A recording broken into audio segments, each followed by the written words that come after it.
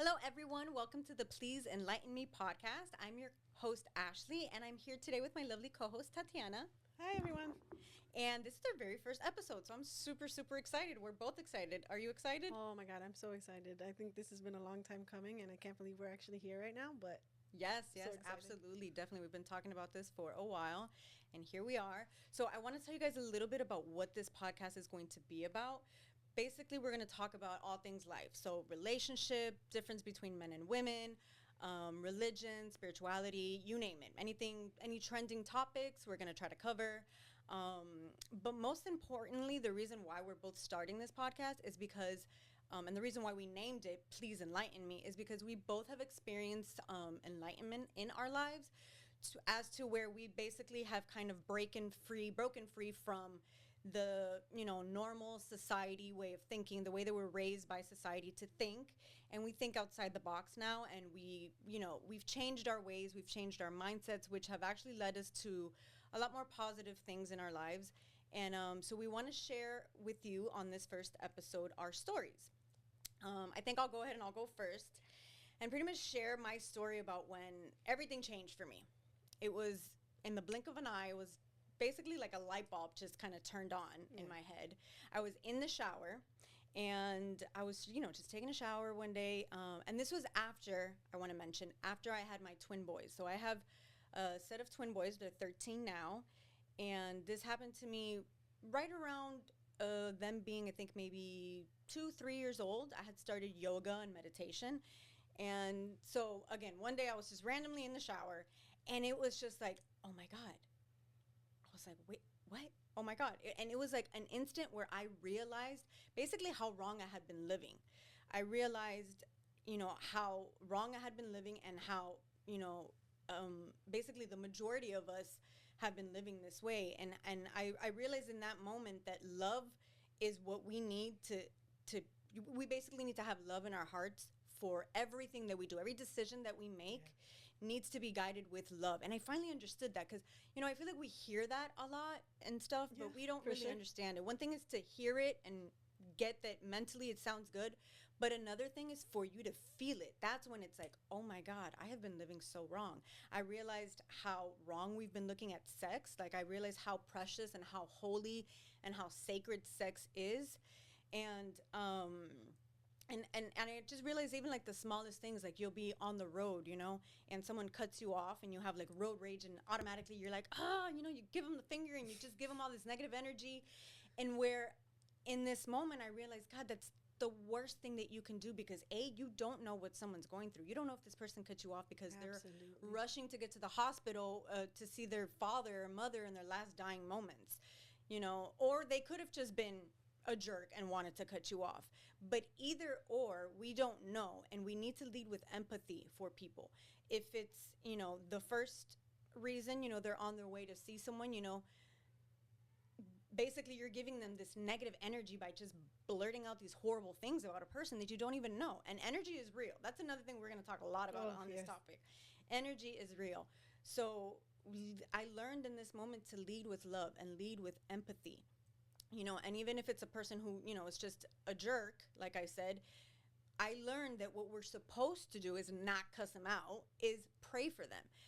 Quick prayer in your head, just like, Lord, I don't know what that person's going through, but just please be with them so that they don't hurt anybody else or they don't hurt themselves, And all of this just happened to me in the blink of an eye. It was crazy. And I've never been the same since. Now, I will say that it wasn't overnight that I changed my ways, because bad habits don't go away overnight. But it was a work in progress. It's still a work in progress. Almost 10 something years later, I still see myself sometimes falling into those bad habits, but I have to remind myself, no, that's not the way. That's not the way. This is the right way. And it's a work in progress, like I said, But I thank God for that moment, because it changed my life completely. I used to be a real negative Nancy. I used to, think like, oh, everything happens to me. God hates me, and blah, blah, blah, blah. That was me for a long time. And I was also, raised with, my parents are amazing parents, but my father tended to have a bit of a temper and a bit of a negative Nancy attitude as well. So I feel like I inherited that. And it was this moment that helped me break out of that, you know. And I've never really read the Bible. I was never a church goer. This was just something that just randomly happened to me, you know. And like I said, I've never been the same again, because once you realize this, you can't go back on it. Yeah. Like, you can't go back. Like, you can't erase what you already know, you know. So yeah, so that was basically the beginning of this journey for me. And like I said, it's been hard. I've fallen off track so many times. I've had to, you know, get back into it, pray, you know, but it's life. It's life. And like I said, you can't forget that. So that's something that, you know, I really want to share with everybody. And I want to know your story, Tati. Okay, well, thank you for sharing that. It's very impactful. Yeah, moments no like problem. That are just very impactful in general, and it's something that you really have to be able to hold on to and take grasp of in that moment, because you never really know like when that moment is coming. For me, I don't have a specific moment where it was like, poof, oh, I feel like I have always really led with love. But I think that was my issue. I really had an issue with people pleasing and not standing up for myself, not saying things that I wanted to say, holding things in because I didn't want the other person to feel bad or feel some type of way about what I said. So I would just hold it in. And then what I realized is that really, it does you a disservice. And then it's also doing the other person a disservice, because they're going through life, you know, everything is hunky-dory, and then one day, one moment to the next, it's, oh, wow, why didn't you tell me this before? Why? I didn't know that.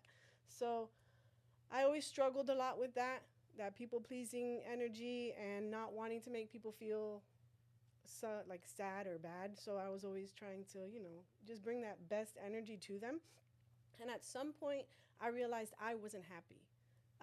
The moves I was making, the people I was surrounded with, and I'm not saying that anybody was a bad person. I can't say that we all have dealt with negative people in our life before, right?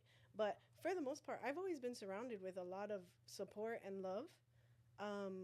But, you know, you kind of just end up with people that are not your crowd, your crew. And absolutely. Soul tribes, for me, it's like, it's real. I know we talked about energy, or we're going to talk about energy a bit, but for me, having those people that you know that you can really connect with, and they have a like mindset as you, and you can really truly be yourself, you're not feeling like you have to walk on eggshells with them, is important. And it was one moment where like I was going through life, like just kind of going through life, and I felt like everything was always a transition mode. When I'm here, then I'll be here, I'll be happier. When I get to this part, I'll be happy. But life is about that in general. Life is a journey. A lot of it is enjoying the journey. It's not just about making it to that destination. And at some point, I've always really, really led by, I want to grow old and look back at my life and say, I lived my best life. I lived a life that I'm happy with, I'm satisfied with. And there was a moment, I think it was after 2020, after COVID hit. I know that hit a lot of people different ways, you know, but I came back home because I had a family. We moved around a bit with the military. I came back home and I realized, like, all right, I'm here, I'm home, and I feel like I'm at the point where I should be happy, but I'm still not happy. What is it? So it took me a minute. That's why I say it wasn't like a poof moment. I went back to work, and work actually really made that difference for me. For me to see like I wasn't where I wanted to be. I wasn't surrounded with the people I wanted to be with. I felt like I needed to make a change for me, and I felt like I needed to learn that voice for myself. My job gave me a managerial position, and in that moment I knew that like, oh, that little me in the shell, like I can't be that. You know, I have people to run, and I have all these kids, because I work at a school, that rely on me. So in order for me to do that, I need to like really stand up and do what I got to do. And I can't be scared to say things that might hurt somebody's feelings. And I think that really, really made a big difference for me in being able to speak up for myself. And then once I did that and I realized like, oh, I said this, it hurt in the moment, but we moved past it. Nobody died, nothing and I feel so much relief. Right. And I feel like it gives you like a sense of empowerment as well. Of course. Like you see yourself more capable of. Yeah. Like, I felt like I was such a dependent person at that point in my life, which I wasn't. Like, we all go through phases, and at some point in my life I was very free and like relied on myself. And then I just, things change, things happen. And then I lost myself for a while in that. But once I was able to like stand up on my own and see that things were mine again, I had a voice. I had like, it was a switch for me at that point that I made. And I was like, I got to change a few things, and it's going to hurt. It's not going to just hurt me, but I have to do it. And since then, it's been a work in progress every day. And I'm not going to say that I'm perfect. Nobody is, like you said, Right. it's something Yeah, that we it's- work it's toward definitely- every it's a- day. But I really have, like, I've always thought lead with love, release with love. Like, if somebody is not meant to be in your life anymore, then they're not meant to be there. But I don't need to release you with resentment. Right. I Absolutely. can release you with love, Love you and we from can, afar. yeah, I can love you from a distance, and we can both live happy lives. And I Yeah. think that that's how we should really. Yeah, I can relate to that too in the journey. And I feel like this happens to a lot of people who are awakened and they begin their spiritual journey, is that they notice they have to cut some people out, Yeah. you know? And I had to do that with some longtime high school friends, that I would say pretty much I grew up with. Yeah. And it's not that I didn't love them anymore. I still, till this day, love them. And God forbid, if they ever needed me for anything, I would be there Yeah, in a of drop course. of a dime. But I just can't hang out with them. Yeah. I just, our energies and our vibes and just, they would gossip too much and they would, say negative things about other people. And I just never found It's a that. very I didn't find that shadowy right. place to be. Right. Because once you're awakened and you understand lead with love, that's not leading with love. So, Yeah.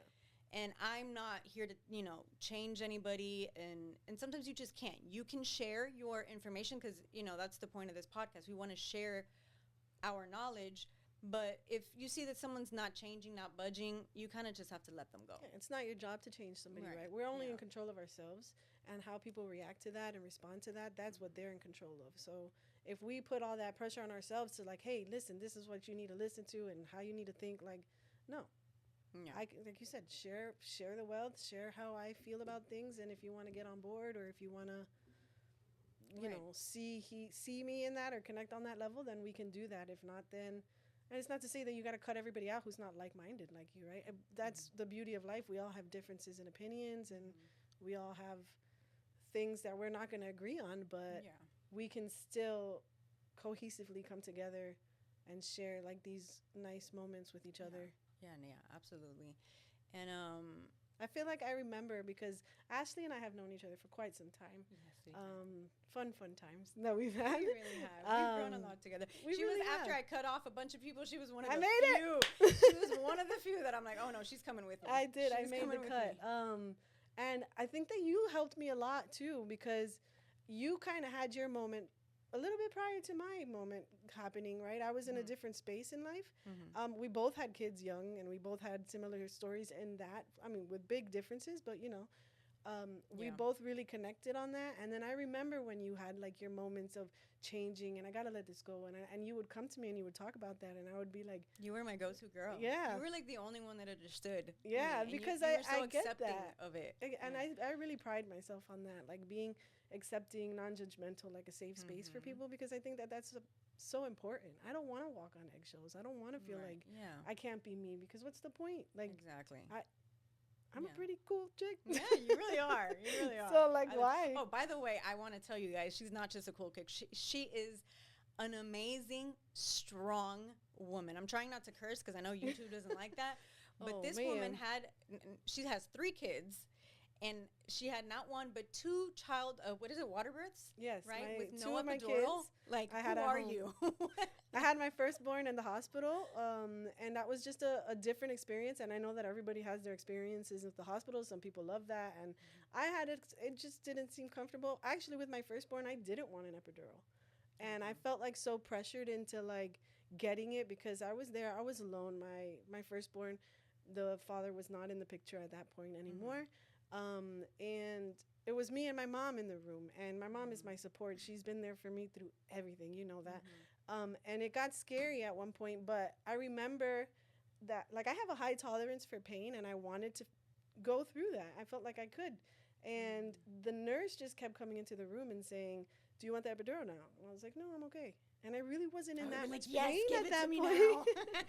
I wasn't in that much pain at that point, but she kept coming in and pushing, like, do you want it now? Do you want it now? And until I remember, like, this one point where she came in, and I don't know if it was, like, frustration on her end, because she knows, I imagine that a lot of people say they don't want it, and then it's too late, and they want it. Yeah, And then, I know. so she's probably right. trying to avoid that, but she came in, and she's like, you need to get it now. If you don't get it now, then you're not going to be able to get it at all. And I got scared. I was like, okay, fine, let's do it. Take it. And then after I got that epidural, things kind of went downhill. And I was still able to give birth naturally, but it almost didn't turn out that way, right? So that really made a difference for me. And then when I went to, I don't know, my second child, I put a lot of thought into it. A lot of people were not on board. My family, my sister's a nurse, right? So, there's so many complications that could arise with that, and I understand. But I just knew, like, for me, I could do it. I had a feeling I could do it. So I decided to go for the midwife. That was the best decision ever for me.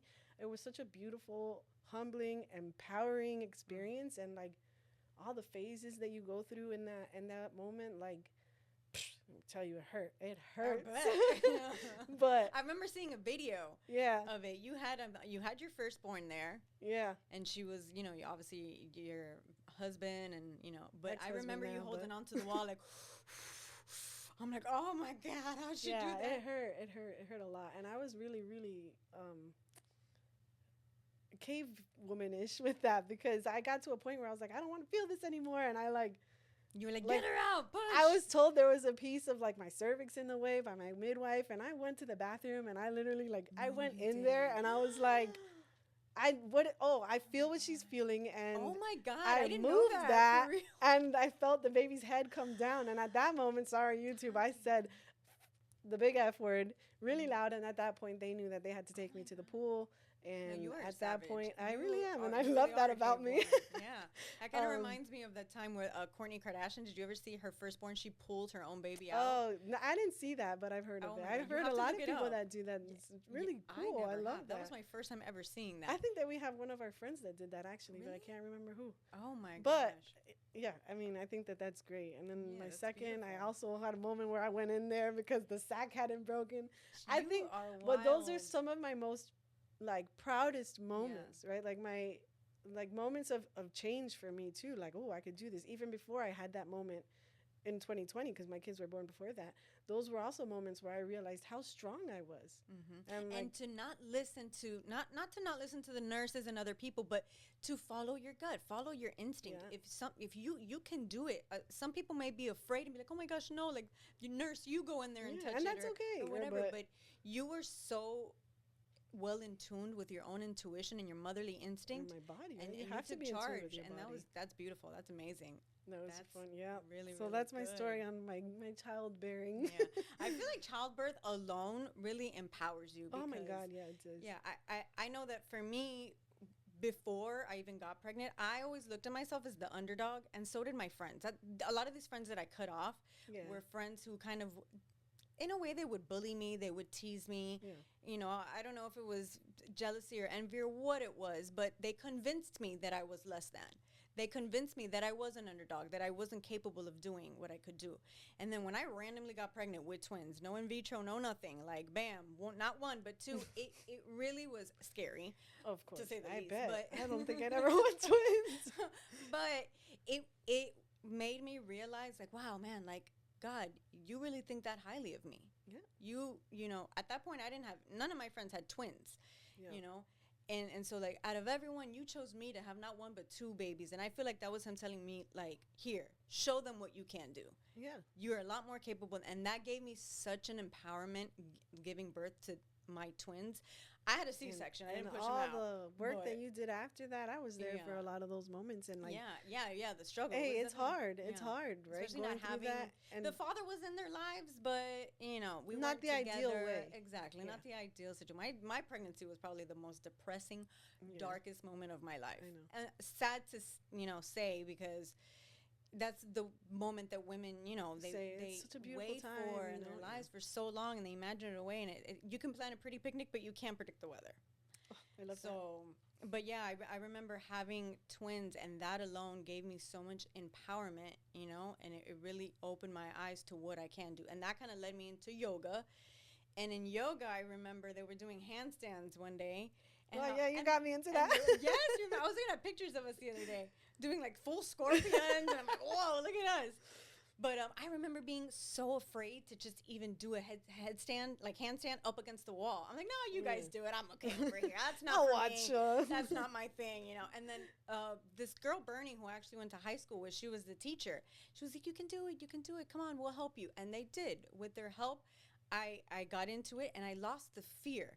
I began little by little, by being upside down in my head, losing so much fear in my life and seeing more and more. Once I finally was able to do it without the wall, it was another moment of empowerment. That's why I like motivate so many people to do yoga and stand on their heads, because start your day on your head, guys. You have no idea like the empowerment that it gives you. And it's such a small thing, right? And I want to note something that you mentioned, because I know part of your story is that you left people behind, which again, I know not everybody can go with us when we're doing these changes and transitions in life. But I want to note how the people in your past were making you feel bullied and like bad about yourself, like you couldn't handle certain things. And then there's this moment where we find our village, we find our people. You go and you try out this class, and somebody, I don't know if she's still in your life, but no, you can do it. You can do it. And that's the people we need to surround ourselves with. Yeah.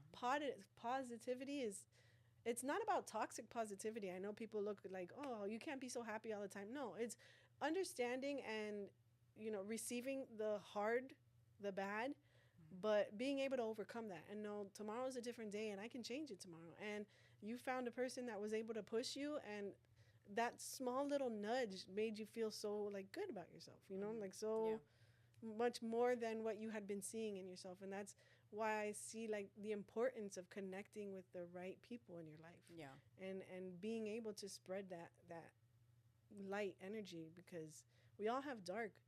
I mean, trust me, I'm a happy person, but not everything in my life is happy-go-lucky all the time. It's like, it's just that, I guess it's to say, like, just because I carry it well doesn't mean it's not heavy, right? Like, you have to be able to transmute that energy and overcome that negativity, because we all are going to fall back into that. We're going to fall back into that negative feeling, that, oh, woe is me, the bitterness. And it's hard not to. It's a way of life. It's part of life. But you have to be able to pick yourself up and say, oh, that was hard, that sucked, but it's all right. Let's keep going.